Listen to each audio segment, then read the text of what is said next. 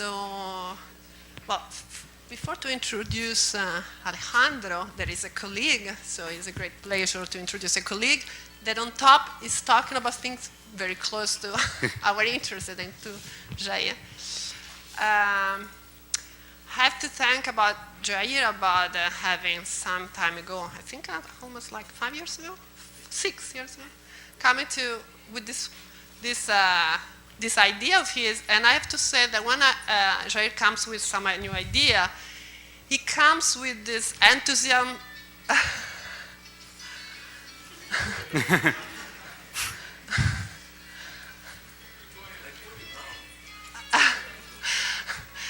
So he comes with this enthusiasm of, I would say, of a child. It's always a new idea. Is a new child that is taking, and it comes with a great energy all the times. And so thank you, Jair. Happy birthday. So please, Alejandro is going to talk about, to talk about vortices and Lie group, no? Yeah, Lie group. Thank you. Okay, thank you. I want to thank the organizers, well, not the organizers, but the scientific committee for the invitation. And it's my pleasure to be here in Jair's birthday. And what I'm going to speak about is it's a mixture of two things. And the link between these two things was Jair. So that's why I chose to speak about this. So the first part, it will be more abstract. So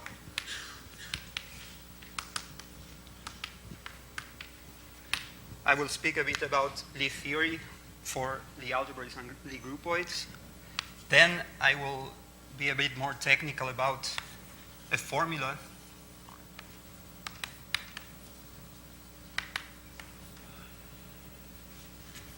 for certain types of differential forms to pass them from groupoids to algebroids. And at the end, I will mention how you can apply this to a problem that was posed to me by Jair about vortices. And for you to have an idea of how I want to do this talk is that imagine that someone comes to you with an applied problem, and he says, I have all the ideas, I got almost to the end, but I just need to do something with a certain matrix, for example. And then you realize, what you have to do is, diagonalize the matrix, or take the logarithm of a matrix. It's just that the person didn't know how to do that before. So this last procedure that was needed to finish the problem is this part, and then I will just tell you how to apply it to Jair's ideas. Okay, so maybe I put numbers here. So the first part, as a motivation for Lie theory, I will start considering a Poisson manifold. And then you know that associated with it, there is a Lie algebra of functions.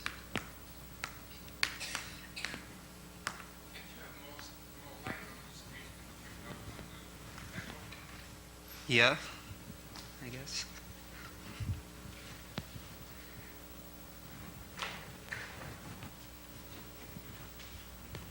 Tem como ligar a luz daqui?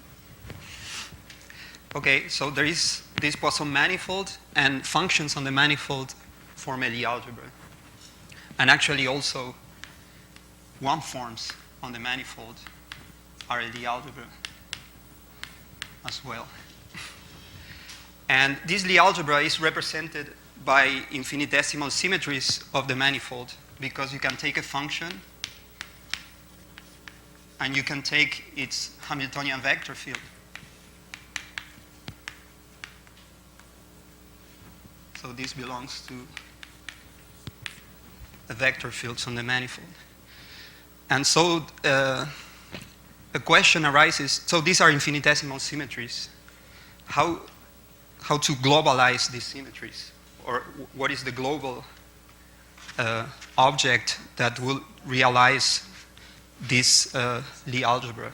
Or at least the Lie algebra information or the infinitesimal information associated to a Poisson manifold.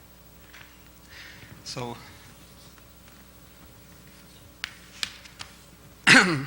and if you think of this as just a Lie algebra and you try to produce a Lie group underlying it, it's not very easy because it's infinite dimensional. And so there is an alternative path that was followed by several people, but maybe most notably by Alan Weinstein, of instead of, or associating to the Poisson manifold a Lie algebroid. So from this Poisson manifold, you produce a Lie algebroid. I will call it like this.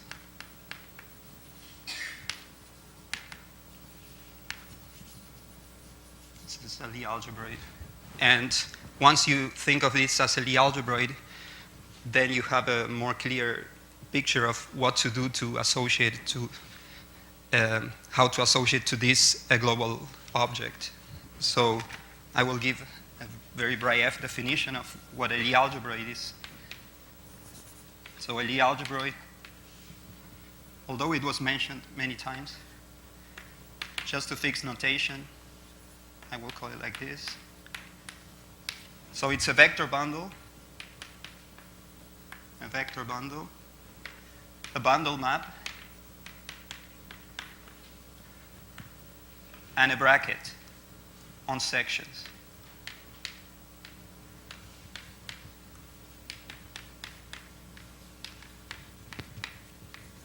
Satisfying several conditions, but I want to stress that the bracket is a Lie bracket. It's a Lie bracket, and a Leibniz type of identity relating these two. And as a particular example, if you have one vector field,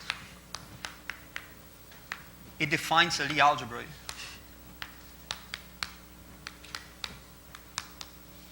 It's a Lie algebroid where the anchor map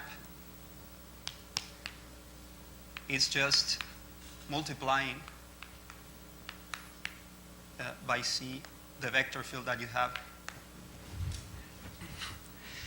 And as I said, from the Lie algebroid perspective, it's more or less clear how to globalize this. For example, how to globalize a vector field. Well, you think of the flow of it. In general, the flow is not defined globally, so it's not a one-parameter subgroup of diffeomorphisms, but it's of local nature. And it turns out that it is defined on a neighborhood of 0 times m here. So you can project to m, or you can apply the flow.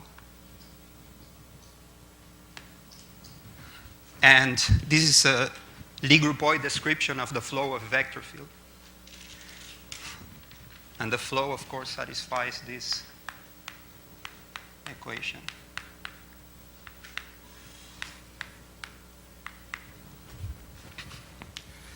Okay, so maybe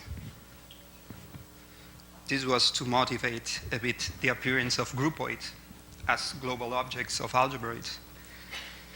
And so another point that I want to mention here is that a groupoid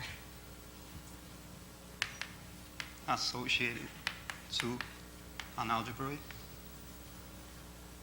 A.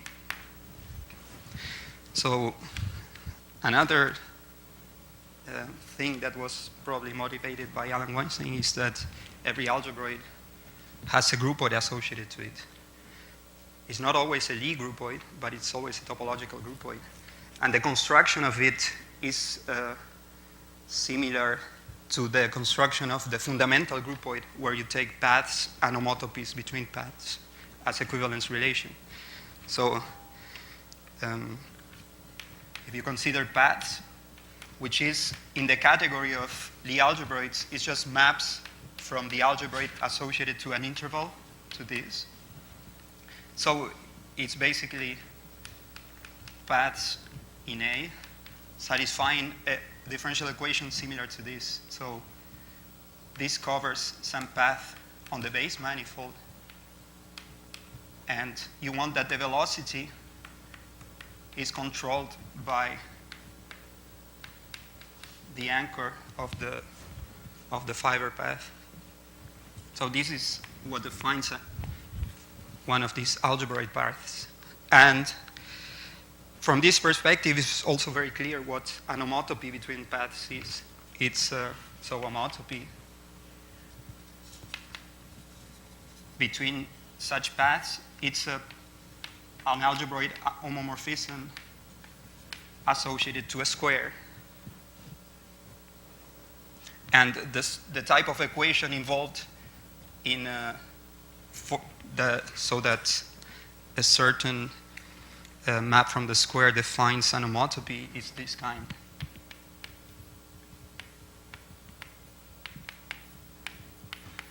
So it involves the Lie bracket, so the bracket on the algebra. So finally, I will define this set as paths modulo homotopy in this sense. So these are paths adapted to the algebraic notion, and this is homotopy adapted to the algebraic notion. And this it's a groupoid over the base manifold, because if you have a path A, C, then this point you call the source of the path would be one of these arrows. This is the target. And if you have another path, you have an operation of multiplication, which is concatenating these two paths to get another one. So this is a groupoid.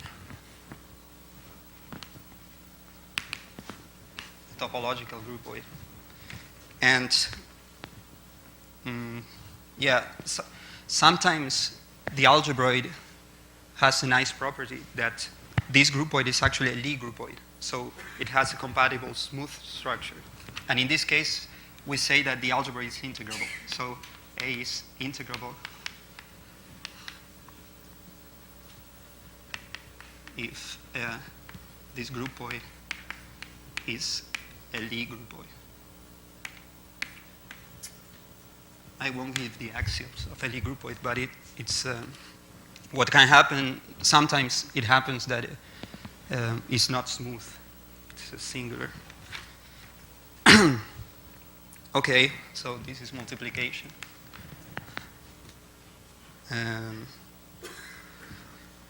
Okay, finally, some fact. If you have a Poisson manifold such that this associated algebroid, you see what is the algebroid? Well, the anchor map is the obvious map that takes a covector and gives you a vector. And this bracket is this bracket that I mentioned here. So said that this algebroid is integrable, then you get that this groupoid, it's what is called, it's a symplectic groupoid. So it comes with additional structure. So what is a symplectic groupoid? So it's a groupoid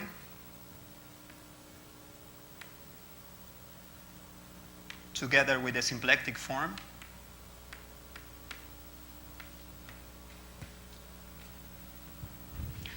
And a compatibility condition between these two things, between the groupoid multiplication and the symplectic structure.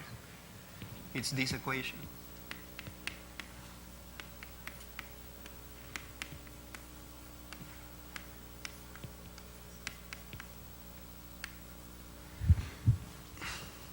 Okay. And, you know, up to connectivity or simply connectivity issues, all symplectic groupoids appear like this. So here's simply connected. So this is, well, the main example that I know where one of these multiplicative structures appear on groupoids. There are other examples, but let me say something before that. So let me give you a couple of examples. If you take a linear Poisson structure on a dual of a Lie algebra, then the groupoid associated with it, as a groupoid, it's the Lie group integrating the Lie algebra, acting with the adjoint action or the coadjoint action on its dual. And as a symplectic manifold, it's just the standard symplectic structure on the cotangent bundle. Another example that is kind of trivial but will be important is that if you take a symplectic manifold, then you can produce, I call it H, with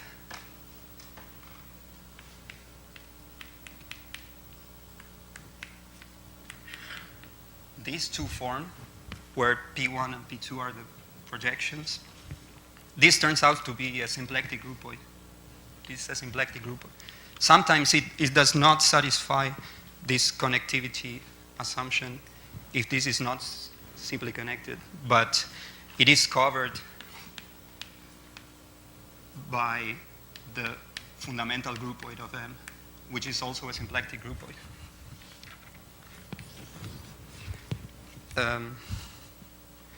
Okay, so I'll write some moral for the introduction.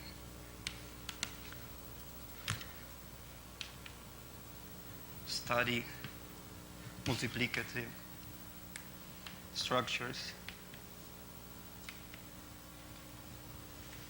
on Lie groupoids. There are other examples of multiplicative structures which are not symplectic.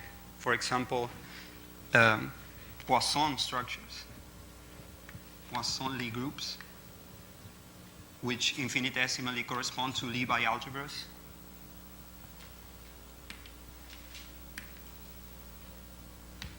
This was studied a lot in the context of semi-classical limits of quantum groups, and also in the context of integrable systems. And there are several more. For example, Dirac structures give rise to multiplicative two forms as Poisson structures do, but now with a weak version of non-degeneracy. And actually,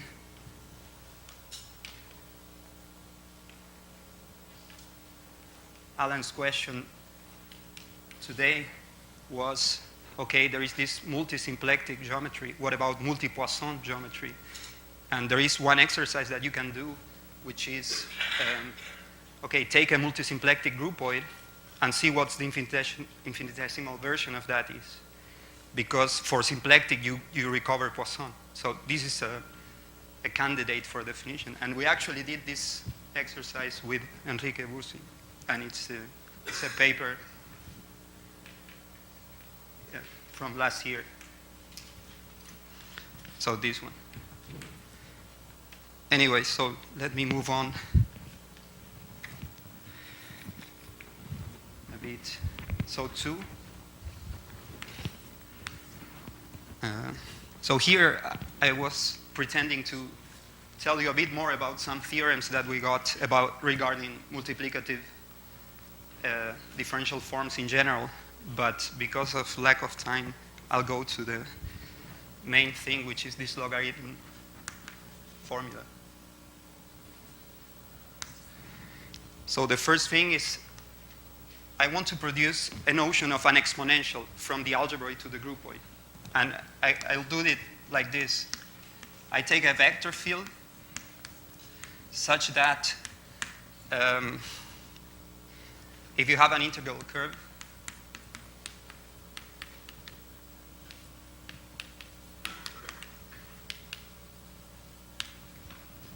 of x, then this equation is satisfied. There are infinitely many of them. For example, you can pick a connection and you can lift these vectors all the time. But anyway, you can pick any of those and you can consider its flow.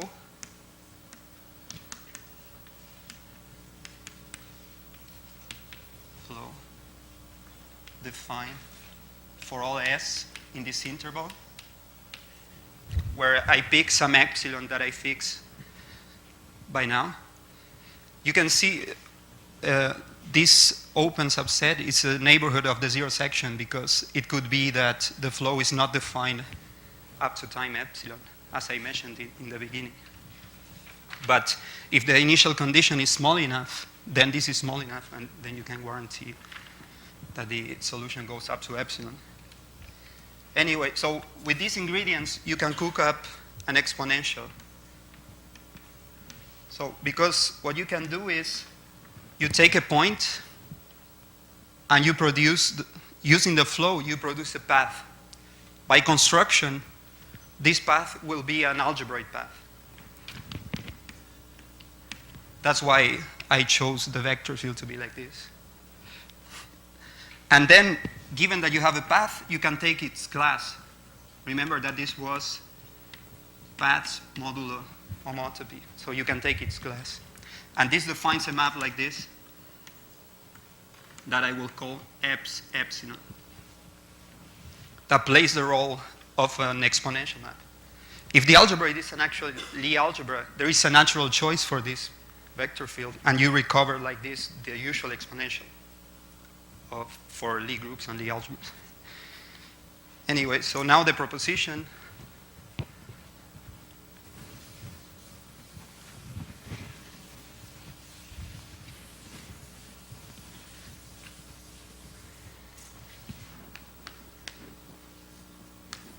If you have a multiplicative differential form on a Lie groupoid, and let's call A its Lie algebraic, that I will briefly recall right now after the proposition, then I will call the logarithm of this differential form, it's the pullback by the exponential.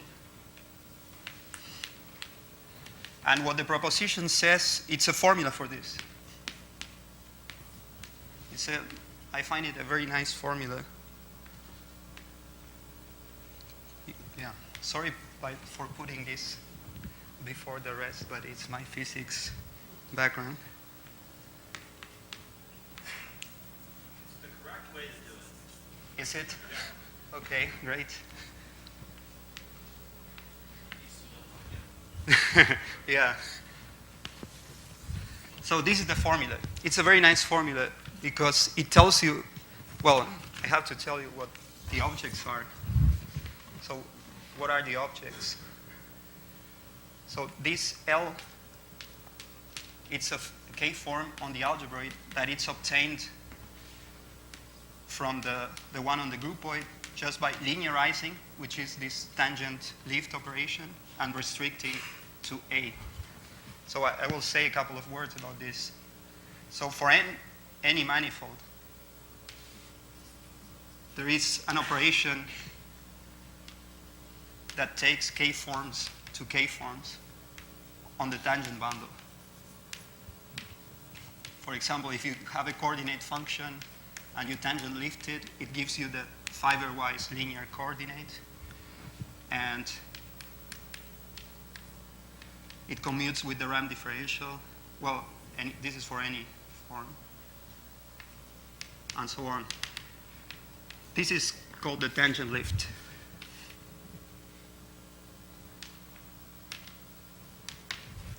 This is a fact of differential geometry that not many people know about, but I think it's very useful. And it takes a differential form and kind of linearizes it. So the resulting form here is always linear.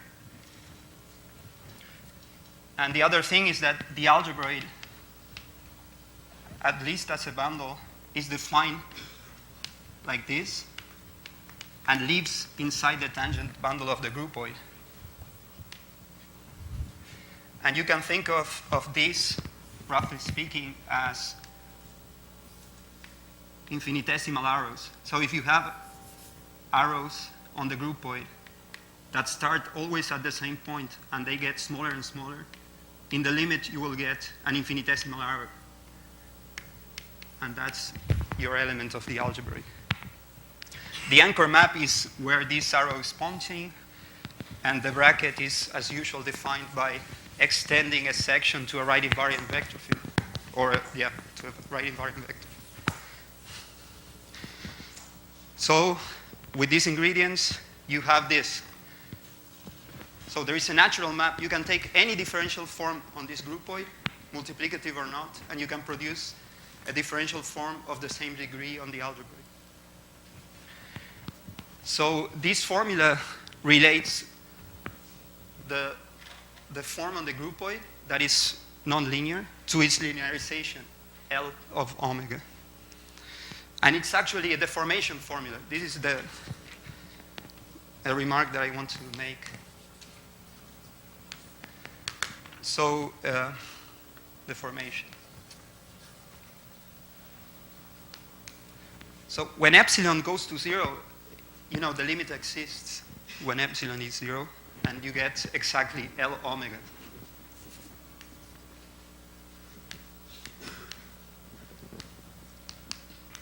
Is the linearization. And so what happens with the extra terms? If I consider this analytic function,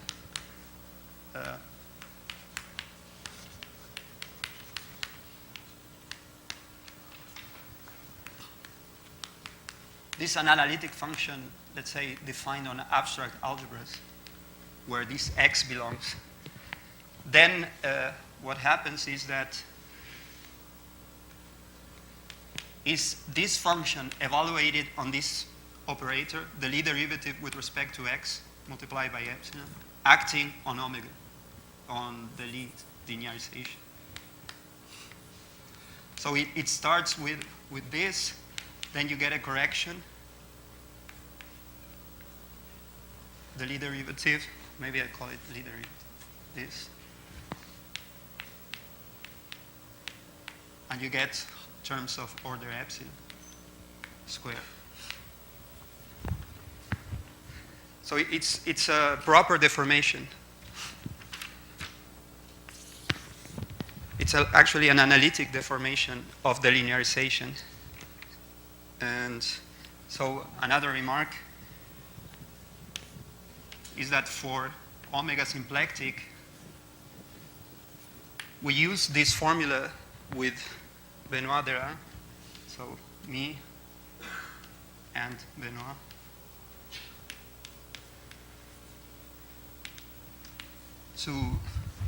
To get an explicit formula for a symplectic realization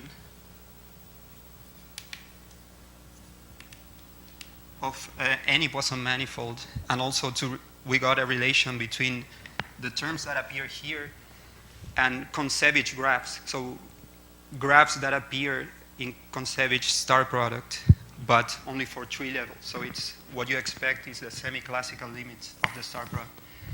Anyway, just a comment that this was used also elsewhere. And in particular, in the example where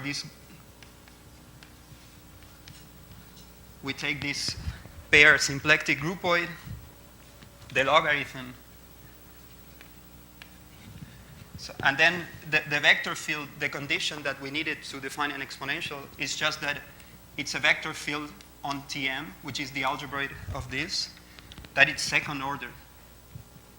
So it's a second order differential equation on M.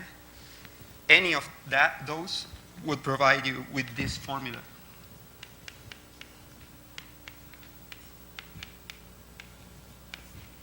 That this is,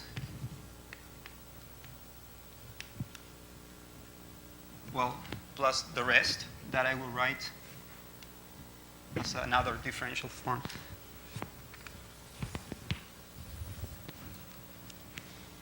Okay, when did I start? Yeah. Okay, finally, to the most important thing about this conference, which is Jair.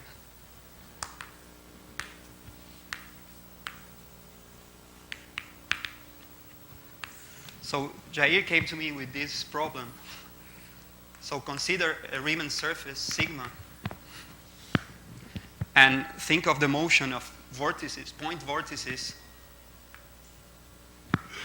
on this surface, one having opposite vorticity. So one, for example, turns like this, and the other one turns like this. So this one pushes this one up, this one pushes this one up. So you can think that they will move like this. And there was this conjecture. So you can ask Jair about bibliography on this conjecture, that when the vortices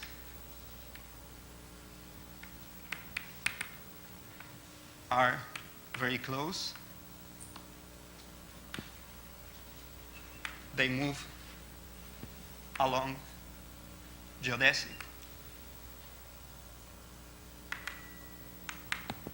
And this is also similar things appeared in the lecture by Clodoaldo about vortex motion. So then what he said is, okay, I already know, or I have a candidate for the equations that govern this motion. They are in Hamiltonian form. What you need to do is you take the product of this, because you have two vortices. You take the area form for the Riemann surface minus the area form on the other copy of the surface, and a certain Hamiltonian that depends on the Green function and the Robin function that I won't have. Green's function for the surface and the Robin function. I don't have time to speak a bit about that. And then he said, the main idea is that when these two vortices are together, then you can parameterize the position of both by the position of one and a tangent vector, because they are very close and you can use the exponential to go from one to the other. You just need to know the direction. And he said, you know, as far as this conjecture is, you know, to try to solve this conjecture, I know how to deal with the Hamiltonian. And he said, but I don't know how to, if you parameterize these 2 points by a point and a tangent vector, I don't know how to deal with this symplectic form. Because in the end, what I want is to compare this symplectic form to the canonical symplectic form on the cotangent bundle. So I want to compare this with the Hamiltonian formulation of the geodesic flow. And the distance squared.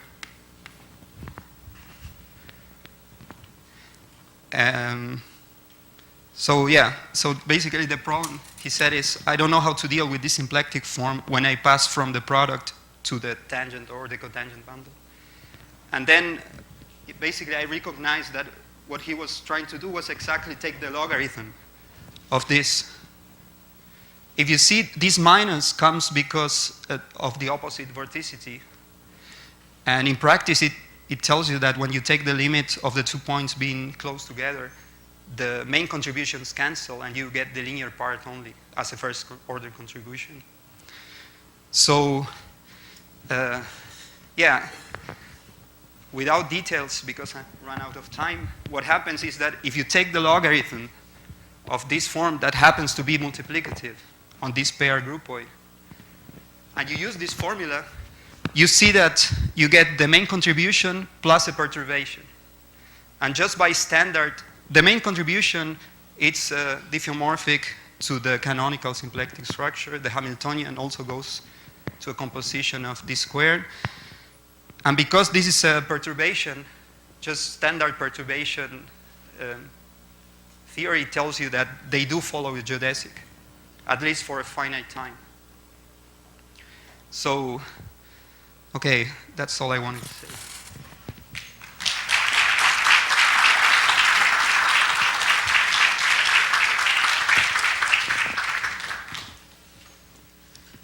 Question?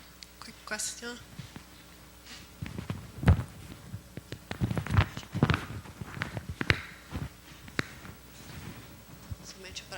Only to show in real simulation, this is a simulation done by David Ritchell. So this is the application of this on the ellipsoid.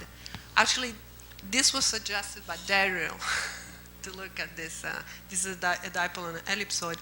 On an ellipsoid of revolution, the geodesic, there are very few, the only close geodesics are the one along the meridian or the equatorial. So the other ones are not close. So it could be a geodesic.